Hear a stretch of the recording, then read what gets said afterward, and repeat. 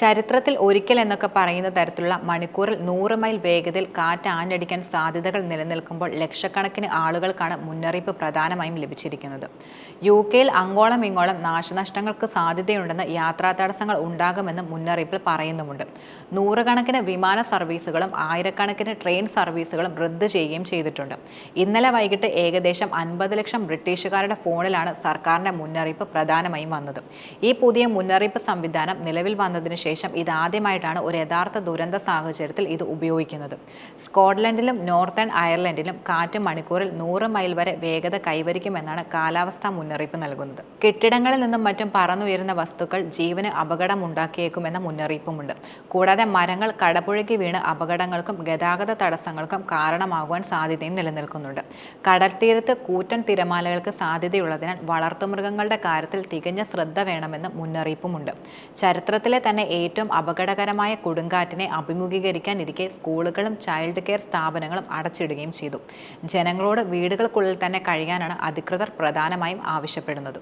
സൈന്യത്തെയും രക്ഷാപ്രവർത്തനങ്ങൾക്കായി രാജ്യത്തിന്റെ വിവിധ ഭാഗങ്ങളിൽ വിന്യസിക്കുകയും ചെയ്തിട്ടുണ്ട്. അപകടകാരിയും നാശകാരിയുമായിരിക്കും ഈ കൊടുങ്കാറ്റ് എന്നാണ് അയർലൻഡ് പ്രധാനമന്ത്രി സൈമൺ ഹാരിസ് തുറന്നു പറയുന്നത്. ദേശവ്യാപകമായി ചുവപ്പ് മുന്നറിയിപ്പിനേക്കാൾ വലുതായി നൽകാൻ മറ്റൊന്നുമില്ലാത്തതിനാലാണ് ചുവപ്പ് മുന്നറിയിപ്പ് നൽകിയതെന്നും അദ്ദേഹം കൂട്ടിച്ചേർത്തു. യഥാർത്ഥത്തിൽ ജീവൻ അപകടത്തിൽപ്പെടാനുള്ള സാധ്യത പ്രതീക്ഷിക്കാവുന്നതിലും കൂടുതലാണെന്നാണ് അദ്ദേഹം വെളിപ്പെടുത്തുന്നത്. കൊടുങ്കാറ്റിന്റെ പാതയിലുള്ള നോർത്തേൺ അയർലൻഡിലെയും സ്കോട്ട്ലൻഡിലെ ചില ഭാഗങ്ങളിലെയും ജനങ്ങൾക്ക് മുന്നറിയിപ്പും ലഭിക്കുകയുണ്ടായി. സൈലന്റിലിരിക്കുന്ന ഫോണിൽ പോലും 10 സെക്കൻഡ് നീണ്ടുനിന്ന സൈറണാണ് മുന്നറിയിപ്പിന് മുന്നോടിയായി എത്തിയത്. തുടർന്ന് മുന്നറിയിപ്പ് എത്തി നോർത്തേൺ അയർലൻഡിലും സ്കോട്ട്ലൻഡിന്റെ ചില ഭാഗങ്ങളിലും കാറ്റിനെതിരെയുള്ള ചുവപ്പ് മുന്നറിയിപ്പാണ് മെറ്റ് ഓഫീസ് പ്രഖ്യാപിക്കുകയും ചെയ്തിട്ടുള്ളത്. തെക്ക് പടിഞ്ഞാറൻ തീരത്താണ് കാറ്റ് ആദ്യമായി എത്തിയത്. പിന്നീട് അത് വടക്കോട്ട് നീങ്ങാൻ തുടങ്ങി. ഇതിന്റെ സഞ്ചാരപാതയിലെങ്ങും കനത്ത നാശം വിതയ്ക്കുമെന്നാണ് കാലാവസ്ഥാ വിദഗ്ധർ പ്രധാനമായും ചൂണ്ടിക്കാട്ടുന്നത്.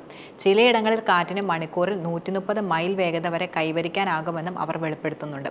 തീരപ്രദേശങ്ങളിൽ നിന്നും അകന്നുള്ള പ്രദേശങ്ങളിൽ കാറ്റിന് ഇത്രയും വേഗത കൈവരിക്കാനാകുന്നത് അസാധാരണമെന്നാണ് വിലയിരുത്തപ്പെടുന്നത്. ഈ സീസണിലെ നാമകരണം ചെയ്യപ്പെട്ട 5ാമത്തെ കൊടുങ്കാറ്റ് മുൻപ് വന്ന കൊടുങ്കാറ്റിനേക്കാൾ ഏറെ നാശം വിതച്ചേക്കുമെന്നാണ് വിലയിരുത്തപ്പെടുന്നത്. കൂടാതെ ഇയോവിൻ കൊടുങ്കാറ്റ് എത്തുന്നതോടെ സ്കോട്ട്ലൻഡിലെ താപനില 1982 ശേഷമുള്ള ഏറ്റവും താഴ്ന്ന താപനിലയിൽ എത്തുമെന്ന് കാലാവസ്ഥാ നിരീക്ഷകർ ചൂണ്ടിക്കാട്ടുന്നുണ്ട്. സ്കോട്ട്ലൻഡിലെ 19 ലോക്കൽ അതോറിറ്റി പ്രദേശങ്ങളിൽ സ്കൂളുകൾക്ക് അവധി പ്രഖ്യാപിക്കുകയും ചെയ്തു. ഒരു വൻ ദുരന്തത്തെ നേരിടാൻ തയ്യാറെടുക്കുന്ന നോർത്തേൺ അയർലൻഡിൽ ഒന്നിലധികം ചുവപ്പ് മുന്നറിയിപ്പുകളാണ് നിലവിൽ നൽകിയിട്ടുള്ളത്. ഇതാദ്യമായാണ് അയർലൻഡ് മുഴുവനായി തന്നെ ചുവപ്പ് മുന്നറിയിപ്പ് നൽകുന്നതെന്നത് ഏറെ ശ്രദ്ധേയമാണ്. നോർത്തേൺ അയർലൻഡിലെ സ്കൂളുകൾ മുഴുവൻ അടച്ചിടുകയും ചെയ്തു. മാത്രമല്ല സൂപ്പർ മാർക്കറ്റുകളും അടച്ചിട്ടു. ജർമ്മൻ സൂപ്പർ മാർക്കറ്റ് ശൃംഖലയായ ലിഡിൽ അയർലൻഡ് ദ്വീപിലെ അവരുടെ എല്ലാ സ്റ്റോറുകളും അടച്ചിട്ടതായി നിലവിൽ അറിയിച്ചു. നോർത്തേൺ അയർലൻഡിലെ എല്ലാ ബസ് സർവീസുകളും ട്രെയിൻ സർവീസുകളും റദ്ദാക്കുകയും ചെയ്തിട്ടുണ്ട്.